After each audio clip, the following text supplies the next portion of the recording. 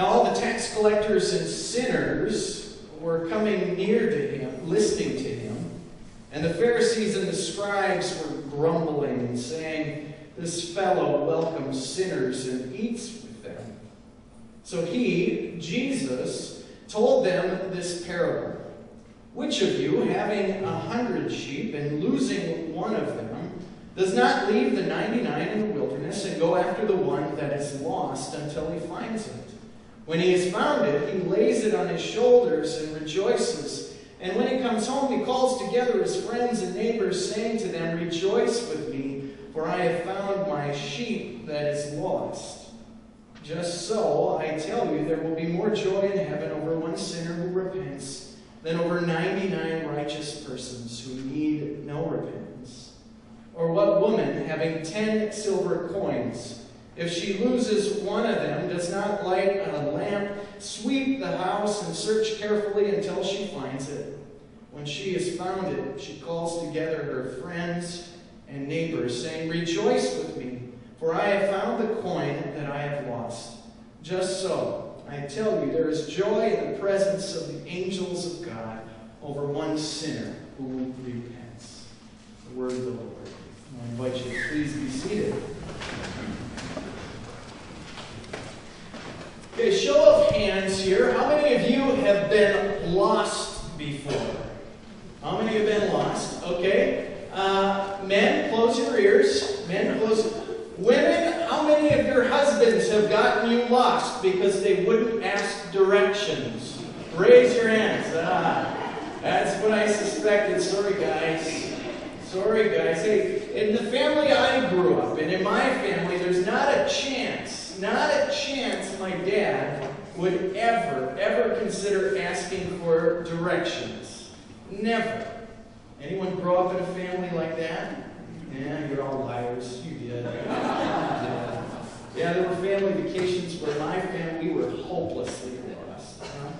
Well, folks, today in our reading, Jesus tells a couple of stories about things that are lost.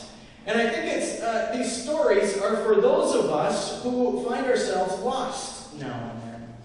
You see, our reading for today, it goes something like this. Bear with me here. Jesus, it says, was attracting tax collectors and what the writer here calls sinners. They were flocking to him. They were coming to him and listening to him. And this would have, way back when, would have seemed kind of odd for this holy man, of course, because tax collectors were sort of the lowest of the low. They were on the bottom rung of society. They were crooked.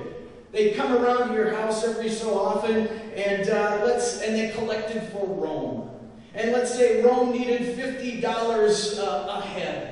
And of course, they'd knock on your door and they'd stiff-arm the good people of that day, and they'd collect $100 to sort of fill their own pockets. They'd steal from the dirt poor. They'd steal from little old grandmas. It didn't matter to tax collectors. They were just plain crooked. Well, then there were the sinners who gathered with Jesus as well. And by sinner, they're not just talking about the everyday run-of-the-mill sinner like you and me. The writer is talking about those who are sort of enmeshed in unhealthy living. And the whole community knew about it. You know these types of folks. We live in a small town here. Those whose businesses take advantage of the vulnerable. Those who are repeat offenders. Those who come from families that have a sort of reputation, you might say. You may be even thinking of a few names in your heads right now. So the lowest of the low, those your father told you to steer clear of, they're the ones who are flocking to Jesus. Imagine this, huh? But then the story goes on and talks about these guys we call the Pharisees and the scribes. These are the guys who spent their lives trying to do the right things. They were trying to live good and holy lives. We usually think of the Pharisees and scribes as, we kind of give them a bad name usually, as though they're sort of scoundrels, or they were the church's fat cats who were taking advantage of the system. But the reality is, I think, these Pharisees and scribes, they weren't perfect. or self-righteous, but they certainly tried. They tried with all their might to commit their lives to living up to the laws of that day, trying to do what was right. They were dedicated to living up to the standards they believed God had for them. These guys, the story says, these holy men who tried to do the right thing, they stood at a distance, it says, from Jesus. They watched. And so our reading has sort of this total reversal of what anyone expected, of course. Jesus is welcoming, accepting, befriending the local crooks, those who cheated on their spouses and cheated the community, the disgraces, the outcasts. They're the ones who are closest to Jesus. While the decent folks, those trying to do the right thing, those Pharisees, they're quite understandably, they're concerned here. And the reading says that they stand at a distance and they grumble. They grumble. Grumble, you know grumbling. That's what happens during coffee hour. When folks get together after the service and the pastor's picked out a hymn that no one can sing. That's what happens at Travelers or Jan's or Northwoods over a cup of coffee when conversation turns to those people, whoever those people are this week. Grumbling happens in parking lots after meetings. We know about this, right? That's what those Pharisees are up to. And they have all the reason to do this. When they see Jesus hanging out with these shady characters, we'd probably do the same thing if Jesus was one of our teachers or pastors or community leaders. Which makes me think a little bit here. I think we know these Pharisees quite well. They were the ones way back when just trying as hard as they could to live the right way, to do the right thing. And I think, folks, if we're honest, we're not so different from those Pharisees. You see, I think most of us are just trying to do the right thing in our lives. We try to be the best people we can, to maybe raise our kids the right way, to steer them away from that shady crowd, to protect them, to get them off on the right path, get them into the right activity so they'll succeed. And not only that, most of us, I think we watch out for our neighbor too. We try to be good Christians. We go to church. We maybe even teach Sunday school, some of us. You might volunteer at the food shelf or join the Rotary Club. You try and save for your retirement, folks. I may be wrong here, but I think we're a lot like those Pharisees way back when, just trying to do the right thing, trying hard. And that's who those Pharisees were. And that's why it's kind of a curious thing, as I read this story, a really curious thing, that when Jesus starts talking to this crowd that includes both tax collectors and the do-gooder Pharisees, he includes the sinners and the scribes, both the outcast and the righteous, Jesus talks to all of them. He talks to all of them about being lost. Folks, he tells two stories in our reading today about things that are lost. And in telling these stories to all of them, he, in some ways, I think what he's doing is reminding them all that they are all a bit lost. It's not only the tax collectors and the sinners, those who everyone knows are lost. Rather, folks, Jesus talks also to those well-meaning, good-intentioned Pharisees, those hard-working, those trying to do the right thing. He talks to them as though they are lost too. And folks, I wonder if he does that because he knows that what we know in our own lives, those of us who just try and do the right thing, Jesus knows that even though most of us seem from the outside to have it all together most of the time, in reality, deep down, most of us feel a little lost now and then. I think just below the surface, I think most of us have our share of fears, our worries, our anxieties. We might not admit it, but I think we do. Those things that we work really hard to cover up. Things that keep us up at night. I think we've got them. Even though we're working really hard to do the right things. just like those Pharisees, might we also be lost beside from time to time? For example, anyone remember being a parent of a newborn baby? Anyone remember that? You can buy all the fancy car seats and the nice high chair and the birth cloths, but we all worry the moment we bring those babies home, what in the world am I going to do now? How am I supposed to raise this child? There's no instruction manual for that. Parents, I think we know about being lost. And as kids get a bit bigger, parents, we want with all our might for our children to succeed, so much that we wrap our whole lives around sports schedules, and dance recitals and music lessons, so much so that some days we feel strung out, and I'd say lost. And what about those of us that dive into careers, investing everything and moving up the ladder? At times, there's that feeling of being alone and lost there too, I'd say. Might the folks who work jobs they hate just to give their families things they never had, might they be lost?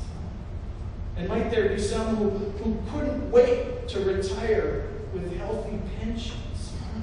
But once they do, they struggle to find a sense of meaning. Might we say they're lost? And our teenagers, might some of our teenagers who work so hard to be perfect and who are willing to do just about anything to fit in, might they too be lost now? And might there be some of our elders whose bodies can't keep up with their minds, leaving them a little lost? Do you get what I mean? When Jesus tells these stories about being lost, he isn't talking to the sinners or the tax collectors or the Pharisees and the scribes. I think he's also talking to you and to me too. And what he says about being lost isn't ordinary. He tells two stories. And these aren't ordinary tales about lost things. They aren't ordinary at all. You see, he tells two stories about these lost things. In the first story, a shepherd searches for a lost sheep. And that seems normal, as that's a shepherd's job, of course. But to do it, he leaves his other 99 sheep.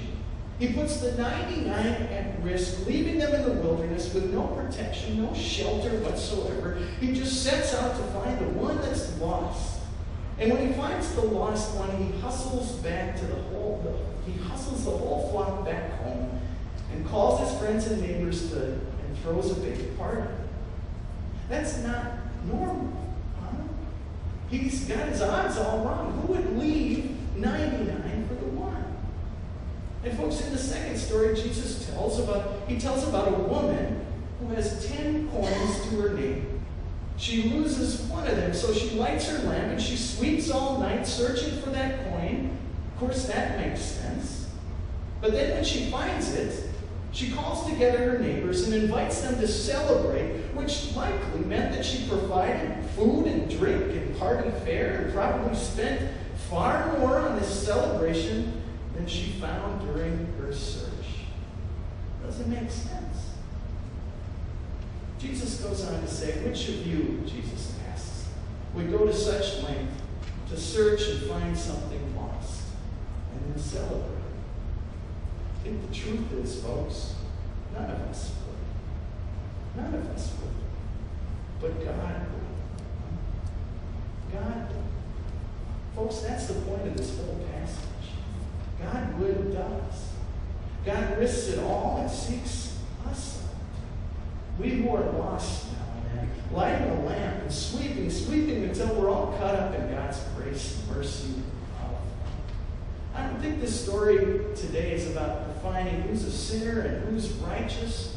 I don't think it's even about being lost or found. Rather, I think this story is about a God who's crazy in love with you and me, children of God. That this God would do anything to find us when we're lost. Whether we're that saint or a sinner, it just doesn't matter. I think Jesus tells these goofy little those stories to people like you and me who are trying really hard to just do the right thing in our lives, who maybe on the outside appear like everything is on track, and yet we know, now and then, we know what it's like to be lost, afraid or worried or not always so certain about this life of ours. Folks, Jesus tells this story that we would remember that it's right there in those moments when we're lost, that this God of ours puts it all on the line and seeks us out. God does whatever it takes to be with us when we're lost and to walk this journey with us, wherever the journey might take us, and whatever the cost. Thanks be to God. Amen.